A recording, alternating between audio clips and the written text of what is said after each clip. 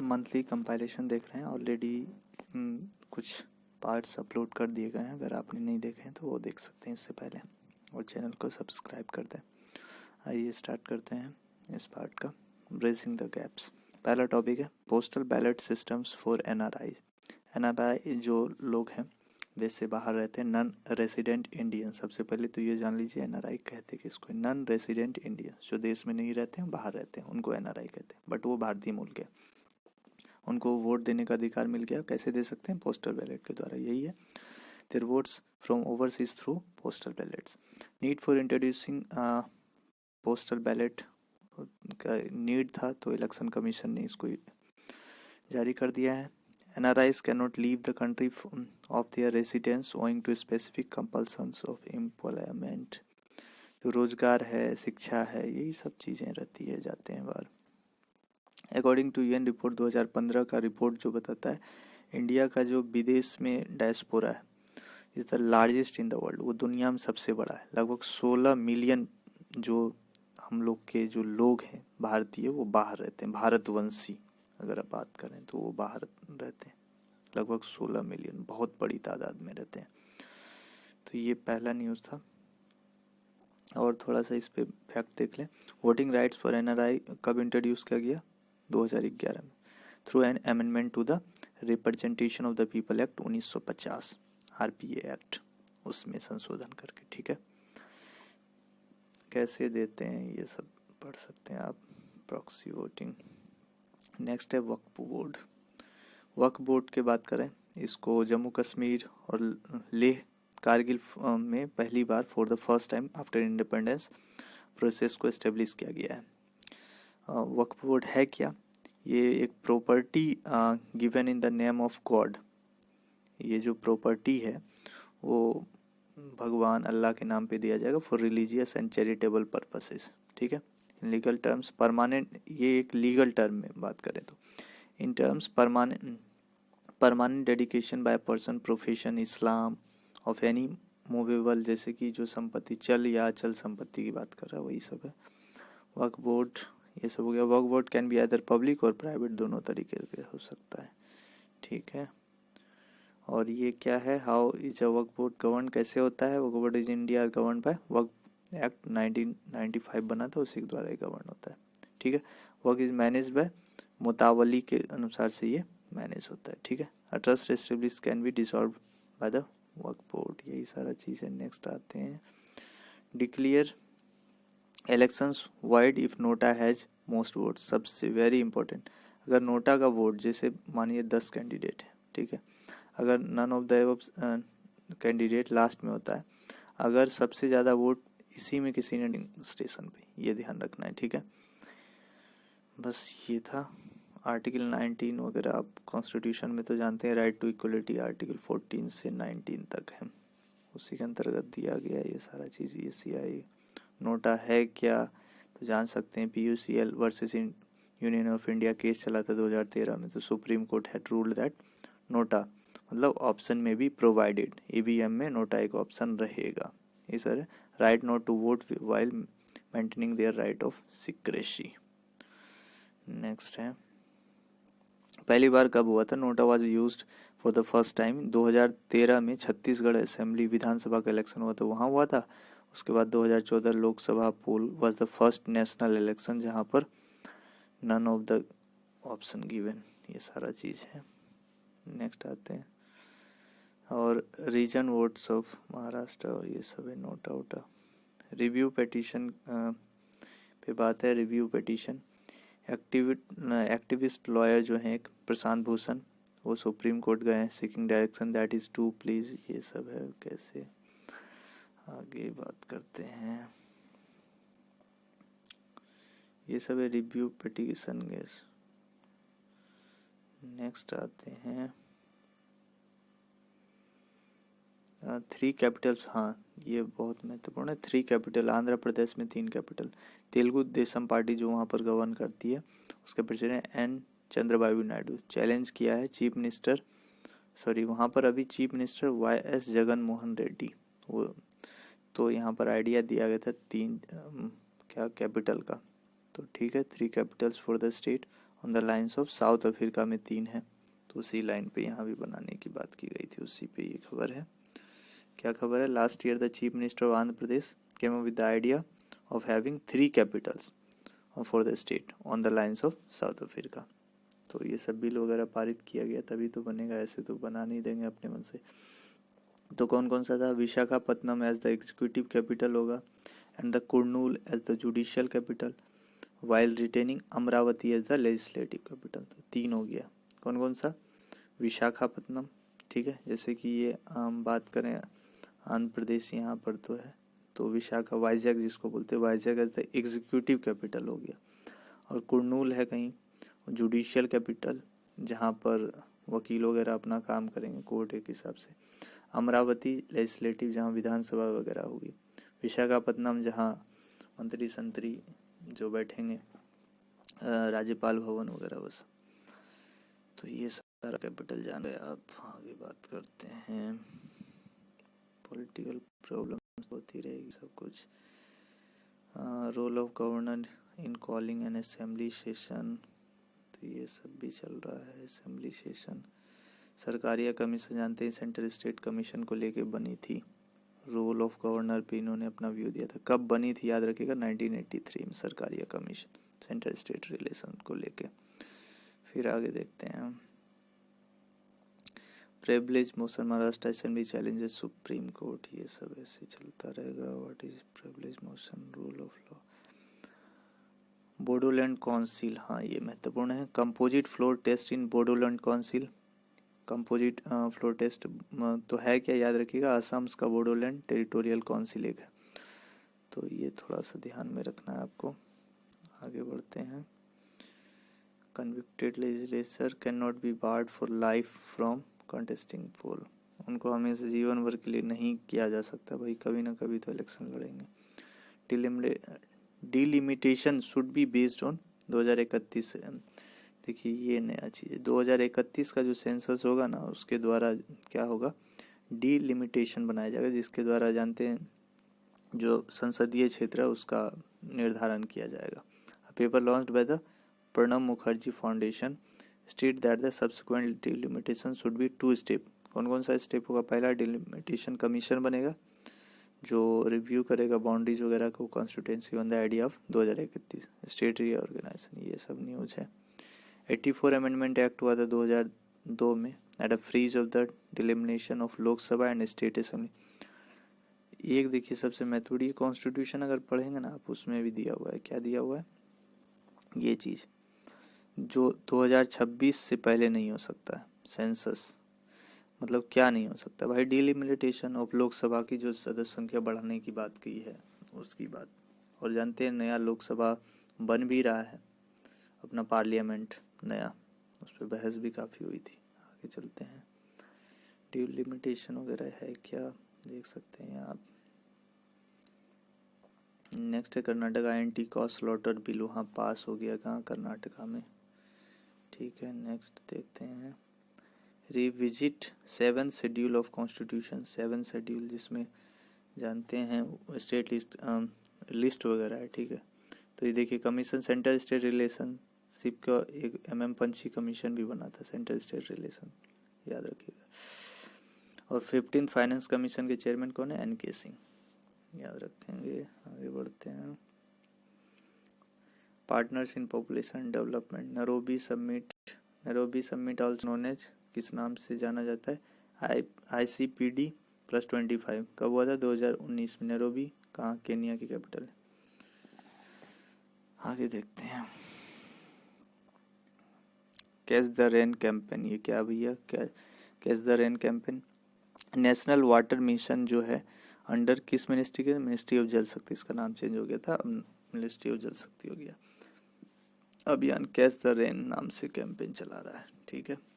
इसका टैगलाइन क्या है? Catch the rain where it falls when it false.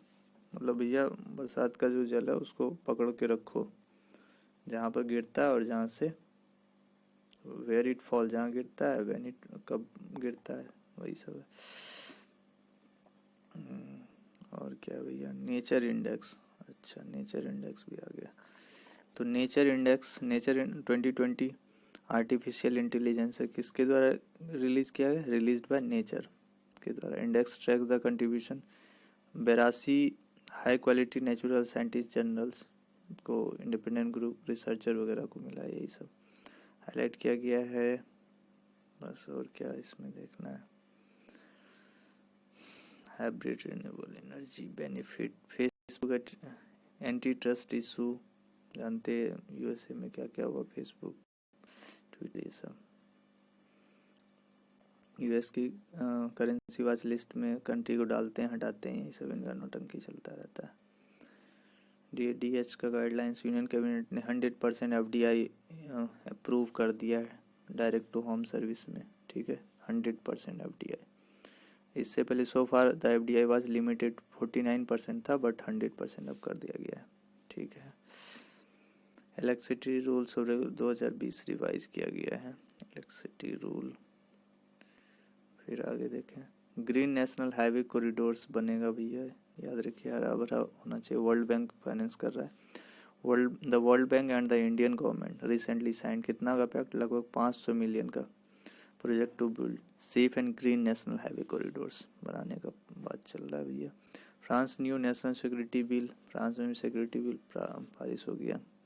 Article 21 and 22 of the propose global security law के द्वारा। Next, France counters Islamist declaration, Bangladesh relocates Rohingya. तो बांग्लादेश ने भैया क्या कर दिया है, जो रोहिंग्या वहाँ पर रिफ्यूजी वगैरह रहते उसको ट्रांसलोकेट कर दिया, मतलब एक स्थान से दूसरे स्थान पे भेज दिया है। तो वो कौन सा, भाषण 4 आइलैंड है, उस पे भेज दिया है, ठीक है। तो Bangladesh government has relocated 1642 Rohingya. तो भाषण 4 है कहाँ, एक बार आप देख लीजिए यहाँ पर, ये देखिए भाषण 4 आइलैंड दिख रहा होगा आपको यहाँ, ठीक है। ये भाषण 4 आइलैंड, वहीं पर इसको भेज दिया गया है, ठीक है, भाषण 4 आइलैंड, ठीक है। नेशनल सिक्योरिटी को लेके था उनका भी अपना अपना। Located near the mouth of the river, मेघना रिवर के माउथ पे है, where it flows into the bay of Bengal. देखिए इधर से क्या आती है, गंगा आती है, इधर से ब्रह्मपुत्र आती है, फिर ये जाके बे ऑफ बंगाल में गिर जाती है। तो ये सारा है। Chinese factory in Sri Lanka, China तो कहीं भी फैक्ट्री बनाते रहते हैं, बस यही इसका यही काम है। Tibetan policy and support act, crisis Nepal में क्राइसिस, जानते हैं किस प्रकार से केपी ओली साहब नौटंकी कर रहे थे, प्राइम मिनिस्टर ऑफ नेपाल, ठीक है। ये देखेंगे, अब तो वर्तमान में अभी नहीं। ओली कैम टू पावर इन 2018 में आए थे, यहाँ पर बदलते रहता है प्राइम मिनिस्टर आए दिन, बहुत सारा नौटंकी चल रहा है। चाइना तो जान ही रहे हैं, इसमें दखलंदाजी करते रहता है। उसके बाद bribery for petition pardon scheme, सब यूएस में।